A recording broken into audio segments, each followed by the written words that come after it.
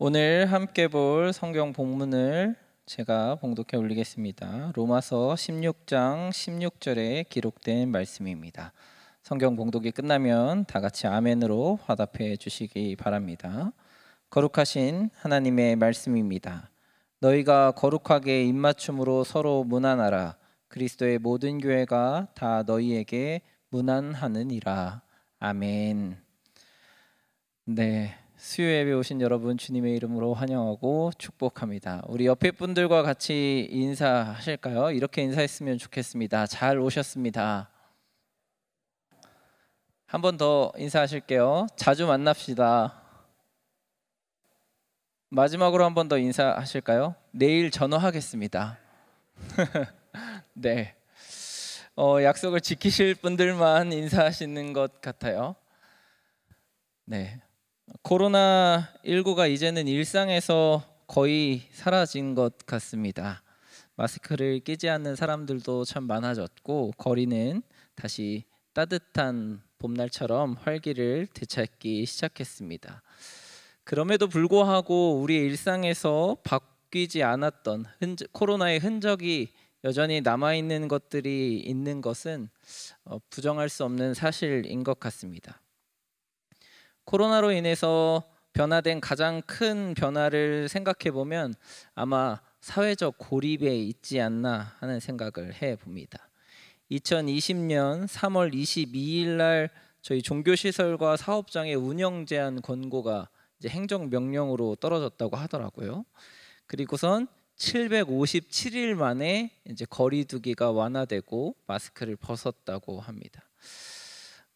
일상에 대한 일상 회복에 대한 기대감이 있는 것과 동시에 꽤 오랫동안 아주 오랜 시간 저희가 혼자이지 않았나 하는 생각을 해보게 되었습니다. 함께하기보다는 혼자 하는 것이 더 익숙해져 버린 사회, 관계를 넓혀서 하기보다는 특정한 인원들과만 관계를 하는 좁아진 관계, 더 심각하게는 이미 고립되어 있는 그 삶에서 벗어날 방법을 찾지 못하거나 아니면 그게 더 편하다고 고립을 선택해버린 사람들이 훨씬 많이 있다고 하는 것입니다. 코로나와 함께 겪은 경제적 어려움은 그리고 취업난은 젊은 세대에게도 고립과 은둔 생활을 선택하게 만들었습니다. 이런 시대가 가진 코로나가 거의 끝나가고 일상을 회복하는 지금 이 순간에도 마치 예전의 모습으로 되돌아가는 것이 좀 어려운 그림자로 남아 있는 것 같습니다.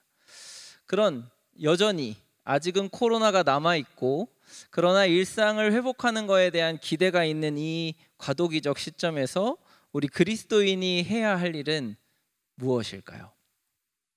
오늘 본문이 우리가 읽었던 이 말씀이 딱 우리가 해야 할 일을 명확하게 이야기해 주고 있는 것 같습니다. 문안하는 것입니다. 오늘 본문 말씀에서 바울이 문안하라고 하는 이 말씀의 명령이 지금 우리에게, 말씀상 공동체에게 그리고 여러분의 삶에 그대로 이어지기를 주님의 이름으로 축복합니다. 원래는 본문을 16장 3절에서 16절까지 다 읽으려고 했습니다. 그런데 이름도 너무 어렵고 제가 발음하기도 어려워서 16절까지만 읽었던 것이거든요. 여러분 성경을 보실 때 3절부터 같이 한번 살펴보고 이 3절부터 나오는 이름들의 로마 교회를 통해서 바울이 문안하고 싶어하는 사람들의 이름이 나오거든요.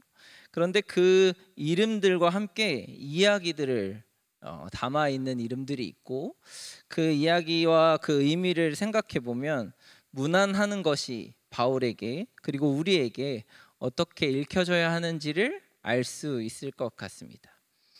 첫 번째, 바울이 이 문안한다는 의미는 기억한다는 의미를 담고 있습니다. 문안한다는 것은 그 문안하는 사람에 대한 기억을 내가 가지고 있다는 것이겠죠. 특히 바울은 그들이 그리스도인으로 했던 섬김과 헌신에 대하여서 기억하고 있다는 의미로 문안하다를 쓰고 있습니다. 3절에 나오는 브리스가와 아굴라는 바울을 위해서 목숨을 아끼지 않았던 부부입니다. 그들의 헌신과 그들의 바울에게 했던 그 모습을 감사하면서 문안하라고 이야기하고 있죠.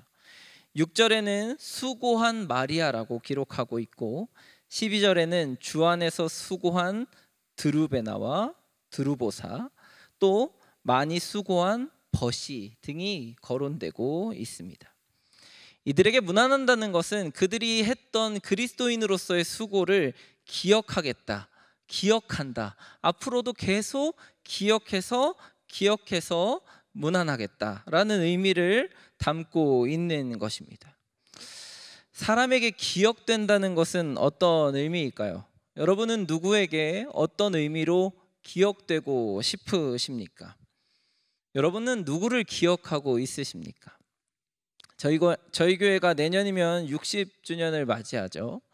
60년 동안 수고하고 애썼던 믿음의 선배들, 내가 신앙이 흔들릴 때 나를 잡아주었던 동역자들, 그들의 수고와 헌신을 여러분은 기억하고 계십니까? 혹시 사진이나 옛날 추억으로만 생각하고 그들의 헌신과 그들의 열정과 그들이 우리에게 베풀었던 것들은 다 잊어버리고 계시지는 않습니까? 60년 동안 이 말씀상 공동체를 지탱해왔던 믿음의 동역자들과 선배들을 문안해야 합니다. 그들을 기억해야 한다는 것입니다. 사람이 가장 크게 느끼는 4가지 두려움이 있다고 합니다. 첫 번째는 불확실한 것에 대한 두려움, 두 번째는 아플 것, 고통스러울 것에 대한 두려움, 세 번째는 주변에 아무도 없을 것 같은 외로움에 대한 두려움, 네 번째가 나를 잊을 것에 대한 두려움이 있다고 합니다. 지금 너무 수고하고 헌신하신 분들이 여기 다 앉아 계시잖아요. 그런데 저희 말씀상 공동체가 이제 100주년을 향해 가는데 100년 됐을 때의 지금의 다음 세대나 지금의 젊은 세대가 여러분들의 헌신과 수고를, 그리고 여러분들의 이름을 완전히 잊어버리고 기억하지 않는다고 한다면 여러분은 어떤 감정이 드시겠어요? 마찬가지로 여러분이 누군가를 잊고 있을 때의 그 잊혀진 사람의 마음과 생각은 어떨까요? 굉장히 힘든 일일 것입니다. 바라기는 여러분의 공동체가, 우리의 공동체가 누군가를 기억하고 그들의 헌신과 그들의 섬김을 기억해서 문안하는 공동체가 되기를 주님의 이름으로 축복합니다. 옆에 분들과 함께 다시 한번 인사 한번 해보시겠습니다. 내가 당신을 기억하겠습니다. 이렇게 인사하실까요? 네. 여러분들의 수고와 헌신을 우리가 함께 기억할 것입니다. 영원히 기록될 것이고 남아서 말씀상 공동체가 하나님께 들려지는 그 순간까지 여러분 서로에게 문안하실 수 있는, 기억될 수 있는 공동체가 되길 바랍니다. 두 번째로 바울이 사용하고 있는 이 문안하다는 것은 인정하고 존경한다는 의미가 담겨져 있습니다. 바울이 그리스도인으로서 인정하고 존경하기 때문에 마음을 담아서 문안하는 사람들의 이름들이 기록되어져 있는데, 먼저 사도들의 존중함을 여김받아서 바울보다 먼저 그리스도인이 된 사람이라는 아드로니고와 유니아, 그리스도 안에서 인정함을 받은 아벨레, 주 안에서 택하심을 입은 루포와 그의 어머니인데 이 루포의 어머니는 13절에 내 어머니와 같다라고 바울이 표현하면서 문안하라고 이야기하고 있습니다. 이제 5월달이 되면 어버이날도 오고 스승의 날도 오죠. 여러분들이 인정하고 존경하는 사람들에게 문안할 것입니다. 그들에게 찾아갈 것이고 그들에게 존경을 표하고 감사를 표하게 될 것입니다. 당연하겠죠. 여러분들이 기억하시는 분들이니까. 혹시 우리 공동체에서 여러분의 영적 스승과 영적 부모님들에게는 문안하고 계십니까? 여러분들이 자라면서 여러분들을 가르쳐 주었던 교회학교 선생님들에게는 혹시 문안하고 계십니까? 제가 이제 교육부를 하고 있잖아요. 교육 목사로. 그런데 이렇게 성경학교를 주일에 아이들과 함께 하면서 이제 작년에도 그렇고 여러 번 경험하지만 교회학교 선생님에게 감사를 표시하는 부모님은 한 분도 안 계십니다. 내 아이의 영적인 책임을 지고 있는 교회학교 선생님에게는 감사와 존경을 표하면서 무난하시는 부모님이 없다고 하는 것입니다. 교회학교에서 가장 큰 문제점은 교회학교가 아이들의 영적 책임을 전부 다 책임지기는 것 같은 느낌을 받으면서 돌아가고 있는 것인데, 그런 책임과 그런 막중한 무게들을 교회학교 교사들이 감당하고 있으면서도 그들의 섬김과 헌신에 대한 감사와 존경과 그리고 문화는 하지 않는 것이 지금의 저희 공동체일 수도 있겠죠. 네. 바라기는 뭐 대단한 걸 바라는 거 아니에요. 여러분들이 교회학교 선생님들에게 무난해 주셨으면 좋겠습니다. 감사하다고, 우리 아이들의 영적인 책임을 지고 있어서 고맙다고, 잘 지내고 계시냐고 무난하면서 존경의 마음을 표현해 주시면 다음 세대를 섬기는 데 교사들이 조금 더 힘을 낼 수 있을 것 같습니다. 제가 이제 교사의 이야기를 들었지만 그렇지 않더라도 여러분이 생각할 때 여러분의 영적인 책임을 지고 있는 여러분의 스승들에게 여러분의 존경과 마음을 표현한 문안을 할 수 있는 그런 공동체가 되었으면 좋겠습니다. 그래서 그들이 그 문안으로 인하여서 지치고 또 때로는 포기하고 싶고 때로는 내려놓고 싶었던 그 섬김과 가르침의 열정의 일들이 놓쳐지지 않기를, 계속 유지될 수 있는 힘을 낼 수 있기를 주님의 이름으로 축복합니다. 마지막으로, 무난한다는 것은 사랑한다는 의미입니다. 바울이 사랑하기 때문에 무난하라고 한 사람들은 이름은 에베네도, 암블리아, 스다고, 버시입니다. 그리고 이제 가족이고 친척이라고 해서 거론된 헤로디온도 아마 이 안에 포함될 수 있을 것 같습니다. 그들을 향한 바울의 따뜻한 마음과 애정 어린 마음을 글 속에서도 읽을 수 있습니다. 맞죠? 사랑하면 무난하겠죠. 여러분들도 사랑하는 사람들에게 아마 자주 무난할 것입니다. 여러분의 사랑하는 배우자나 자녀들과는 자주 통화하시죠. 어떤지, 어떻게 지내고 있는지 부모님께도 자주 통화하고 무난하고 계실 것입니다. 사랑하기 때문입니다. 사랑하면 무난하게 되어 있잖아요. 그렇죠? 그의 삶이 궁금하고 그의 삶이 어떻게 살아가고 있는지 계속 체크하고 싶고, 건강도 체크하고 싶고, 그 어려움은 없는지도 계속 물어볼 거예요. 사랑은 무난이라고 이야기할 수 있을 것 같습니다. 그러면 여러분, 말씀상 공동체에 사랑하는 우리 공동체 식구들과는 혹시 무난하고 계십니까? 사랑하면 무난한다고 이야기했는데 이걸 바꿔서 얘기해 보겠습니다. 무난하지 않는다면 사랑하지 않는 것이겠죠. 혹시 여러분의 가족들과 여러분의 식구들에게조차도 무난하지 않는다면 내가 이 사람들을 정말 사랑하고 있는 건가? 마음에 다시 한번 질문을 던져 보아야 할 것입니다. 사랑하는데 그 사람의 안부가 궁금하지 않고 사랑하는데 무난 인사를 드리지 않는다, 이건 말이 안 되는 것이겠죠. 바라기는 지금 옆에 있는 여러분의 얼굴을 보이고 있는 성도들에게 무난하실 수 있는, 자주 안부를 물을 수 있는, 사랑할 수 있는 사랑의 공동체가 되기를 주님의 이름으로 축복합니다. 여러분, 무난하고 계십니까? 그러면 옆에 있는 사람 사랑하고 있냐고 물어보는 것과 다르지 않다는 거죠. 그럼 인사해 보겠습니다. 옆에 있는 분들과 사랑합니다. 다 하시고 계시죠? 다시 한번 할까요? 사랑합니다. 네. 이게 아까 제가 처음에 여러분이 인사하라고 말씀드렸던 전화하겠습니다랑 다르지 않는 거예요.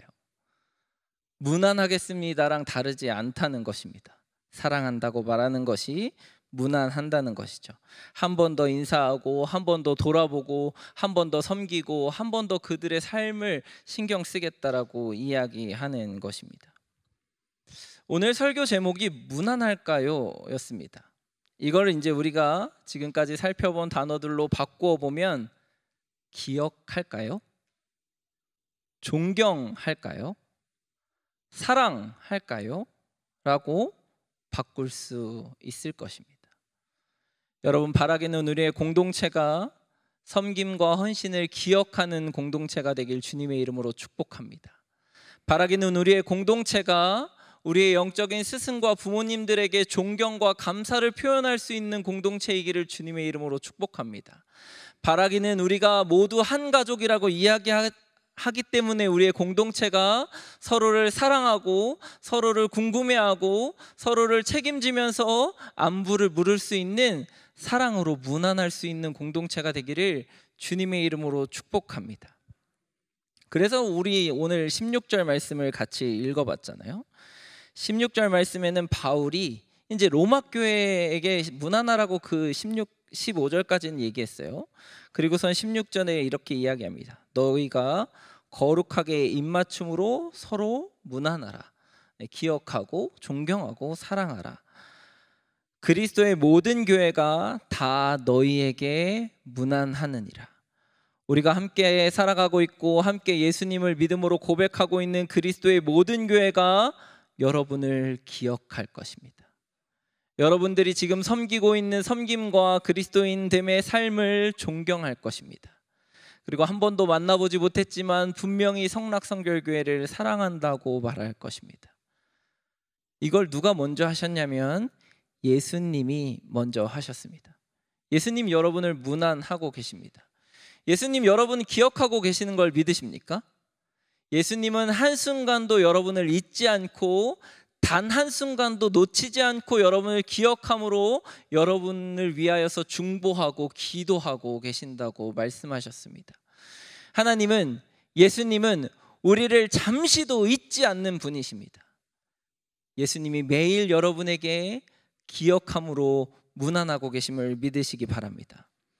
예수님이 우리를 존경하고 있다라고 말할 수 있을까요?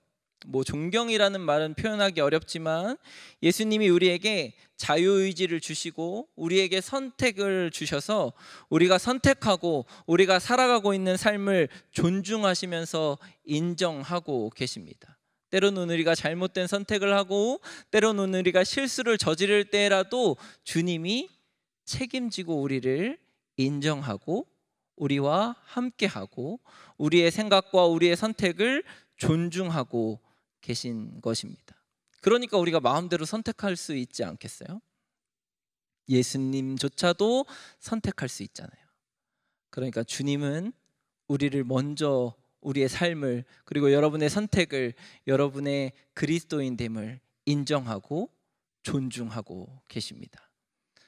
그럼 이제 마지막으로 뭐겠죠? 예수님 우리를 사랑하고 계십니다. 더 설명이 필요할까요? 예수님 우리를 사랑하고 계십니다. 예수님 우리를 사랑하셔서 십자가를 지셨습니다. 예수님 우리를 사랑하셔서 부활하셨습니다. 예수님 우리를 사랑하셔서 다시 오신다고 말씀하셨습니다. 예수님이 먼저 우리를 기억하고 먼저 우리를 인정하고 먼저 우리를 사랑함으로 여러분에게 무난하고 계십니다.